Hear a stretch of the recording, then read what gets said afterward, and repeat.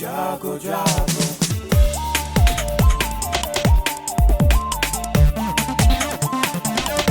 Radio जागो जागो radio जागो 90.4 FM। नमस्कार, ये है रेडियो जागो 90.4 FM। अब आप दीपक से आज की हलचल सुनिए।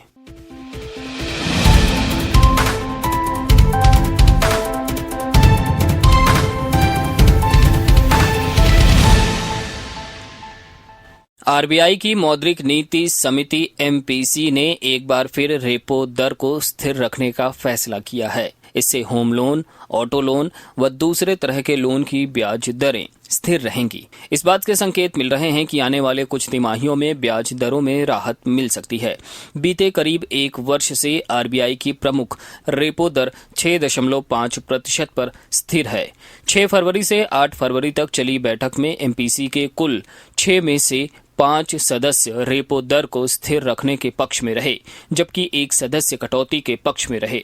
आरबीआई गवर्नर शक्तिकांत दास ने अनिश्चित वैश्विक हालातों को लेकर चिंता जताई है और इन्हें ब्याज दरों पर असर पड़ने वाले आर्थिक सबसे बड़े कारक के तौर पर चिन्हित किया है। उन्होंने भरोसा जताया है कि वित्त वर्ष 2024-25 में खुदरा महंगाई की दर को घटाकर 4% पर लाने में सफल रहेंगे। किसानों ने मुआवजा और अन्य मांगों को लेकर बृहस्पतिवार को संसद भवन का घेराव करने के लिए दिल्ली कूच किया। बैठक और ट्रैक्टरों से मार्च कर रहे किसानों ने नोएडा दिल्ली सीमा पर जगह जगह लगाए गए बैरिकेड तोड़ दिए। इस दौरान पुलिस से उनकी झड़प भी हुई। नोएडा से दिल्ली जाने वाले डीएनडी, चिल्ला और कालिंदी कुंज बॉर्डर पर भीषण जाम लग गया। 5 घंटे की जद्दोजहद के बाद प्रशासन जाम खुलवाने में कामयाब रहा।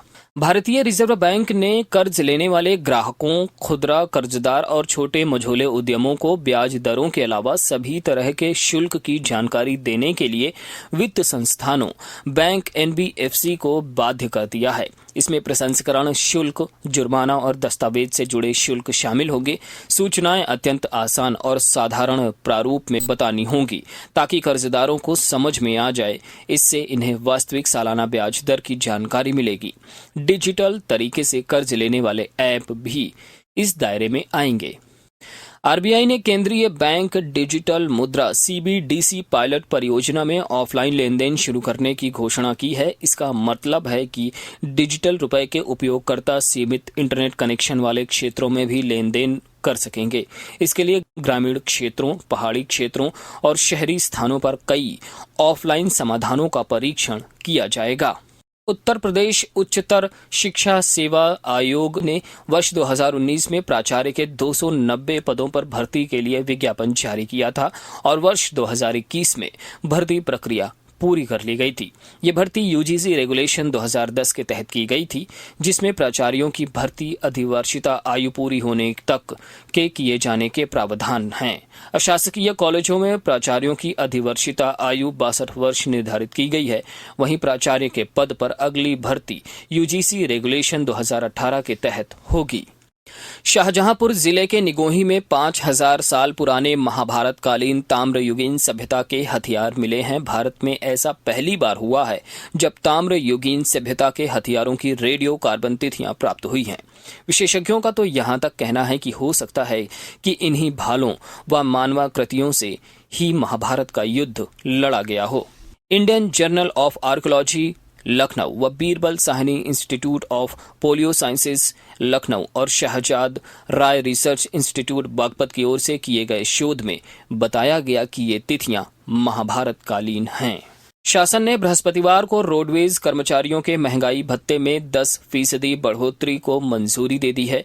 अभी महंगाई भत्ता 28% है, जो बढ़कर 38% हो जाएगा। इस बढ़ोतरी से 12,000 रोडवेज कर्मियों को लाभ मिलेगा। कर्मियों को 3,000 से लेकर 15,000 रुपए तक का फायदा होगा। साथ ही 8 करोड़ रुपए तक रोडवेज पर अतिरिक्त व्यवहार पड़ेगा। महंगाई भत्ते में बढ़ोतरी के फैसले को उत्तर प्रदेश रोडवेज कर्मचारी संघ ने खुशी जताई है। नए वित्तीय वर्ष में रिक्त सरकारी पदों पर बड़े पैमाने पर भर्ती करने की तैयारी प्रदेश सरकार ने की है। सरकारी विभागों ने रिक्त पदों में से 70,000 से अधिक पदों को भरे जाने की उम्मीद है। आउटसोर्सिंग से भी 1 लाख से अधिक कार्मिक तैनात किए जाएंगे। बड़े पैमाने पर होने वाली इन भर्तियों को देखते हुए सरकार ने 2024-25 के लिए वेतन मद में करीब 53,347 करोड़ रुपए अधिक का आवंटन किया है।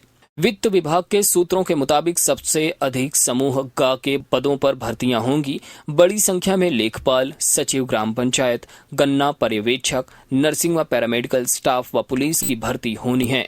इसके अलावा माध्यमिक व उच्च शिक्षा में शिक्षकों के रिक्त पदों को भी भरा जाना है। इन स्थायी पदों के साथ ही विभागों के काम के बोझ को बांटने के लिए 1 लाख से अधिक आउटसोर्स कार्मिक भी रखे जाने हैं। वित्त विभाग के सूत्रों ने बताया है कि इन भर्तियों को ध्यान में रखते हुए वेतन मद में सरकार ने अधिक बजट का प्रावधान किया है। ये सभी भर्तियां प्रक्रियाधीन हैं और कुछ के विज्ञापन निकाले जाने हैं। अब हरदोई की हलचल सुनिए। 90 आंगनबाड़ी केंद्रों को नया भवन मिलने का रास्ता साफ हो गया है। 10.65 करोड़ से 90 आंगनबाड़ी केंद्रों के भवनों का निर्माण होगा। भवन निर्माण में मनरेगा मद से दी जाने वाली राशि से जॉब कार्ड धारक परिवारों के लिए 30,053 दिन का रोजगार भी गांवों में सृजित किया जाएगा। बाल विकास सेवा एवं पुष्टाहार विभाग के माध्यम से संचालित आंगनबाड़ी केंद्रों को भवन उपलब्ध कराने के लिए विभागीय मद की राशि पर्याप्त न होने पर प्रशासन ने मनरेगा और पंचायती राज विभाग की मद से काम कराने की स्वीकृति दी है। 20 में से 19 बाल विकास परियोजना के 90 केंद्रों को भवन निर्माण के लिए चयनित किया गया है और बताया गया है कि बाल विकास परियोजना और ब्लॉक 52 बेहंदर, कुथावा, माधवगंज, मल्लावा, बिलीग्राम, पिहानी, हरियावा, संडीला, भरखनी, शाहाबाद, भरावन, सांडी, टोडरपुर और हरपालपुर के परिषदीय विद्यालयों में संचालित केंद्रों के भवन बनवाए जाने के लिए 10.65 करोड़ रुपए की धनराशि की स्वीकृति मिली है। एक केंद्र को बनाने में 11.84 लाख की लागत आएगी। एक केंद्र पर खर्च होने वाली कुल राशि में मनरेगा मद से 7.84 लाख, बाल विकास एवं सेवा पुष्टाहार विभाग की मद से 2 लाख और शेष राशि पंचायती राज विभाग की ओर से स्वच्छता, पेयजल आदि के कामों में खर्च होगी।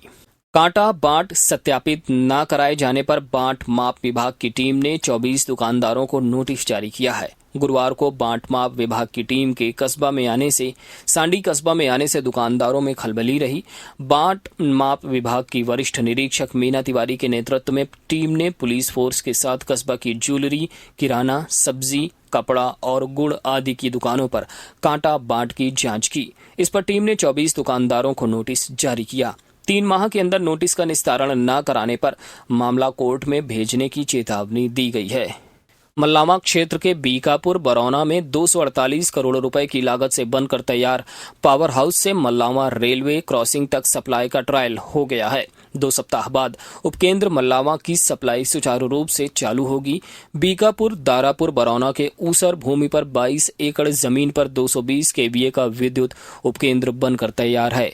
लाइन बिछ गई है। रेलवे की पटरी के नीचे से लाइन बिछाई जानी बाकी रह गई है। इसके लिए अनुमति मिलने का इंतजार विभाग कर रहा है। शुक्रवार को मल्लावा रेलवे क्रॉसिंग तक ट्रायल किया गया।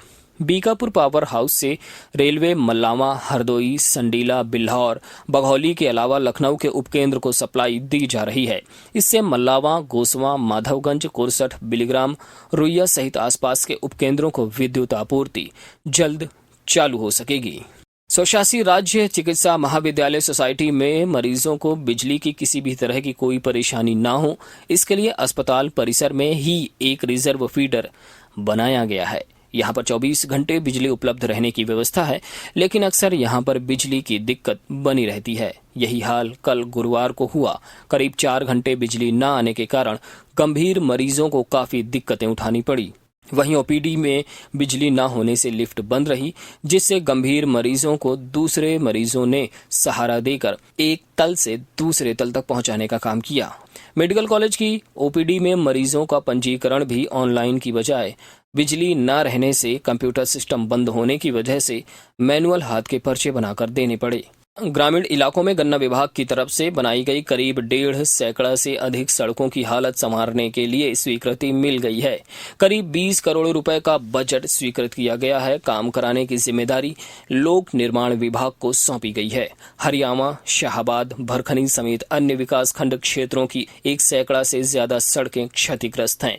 इनमें कई रोड चीनी मिल के आसपास की हैं। इन्हें बनाने के लिए कई सालों से मांग उठ रही है। जनप्रतिनिधियों ने भी इसके लिए पैरवी की है। हाल ही में शासन ने 20 करोड़ 53,95,000 रुपए की धनराशि स्वीकृत की है। पहली किश्त में लोक निर्माण विभाग के प्रांतीय खंड, निर्माण खंड 1 व 2 को 50% धनराशि भी आवंटित कर दी गई है। जिलाधिकारी मंगला प्रसाद सिंह ने बताया कि विभागीय अफसरों को निर्देश दिए गए हैं कि समय से सड़कों की हालत दुरुस्त की जाए ताकि गन्ना चीनी मिल तक पहुंचने में किसानों को परेशानी न हो। मेडिकल कॉलेज में अब थायराइड जांच के लिए मरीजों को ज्यादा शुल्क नहीं देने होंगे। पहले मरीजों से 300 रुपए वसूले जाते थे, बल्कि अब 230 रुपए की रसीद कटवानी होगी। प्राचार्य ने इसका लिखित आदेश जारी किया है और अधिक रुपए लेने पर कार्रवाई की चेतावनी दी है। मेडिकल कॉलेज की पैथोलॉजी में 1.5 महीने पहले थायराइड की जांच शुरू की गई थी। पहले इस जांच के लिए मरीजों को बाहर जाना पड़ता था, लेकिन जांच यहां होने से मरीजों को राहत मिली। दोनों अस्पतालों में प्रतिदिन काफी संख्या में मरीज थायराइड की जांच कराने आते हैं। जांच के नाम पर मरीजों से 70 रुपए अधिक वसूले जा रहे थे, लेकिन अब ऐसा नहीं होगा। तो ये थी आज की हलचल। आप बने रहिए हमारे साथ, सुनते रहिए रेडियो जागो 90.4 FM। धन्यवाद।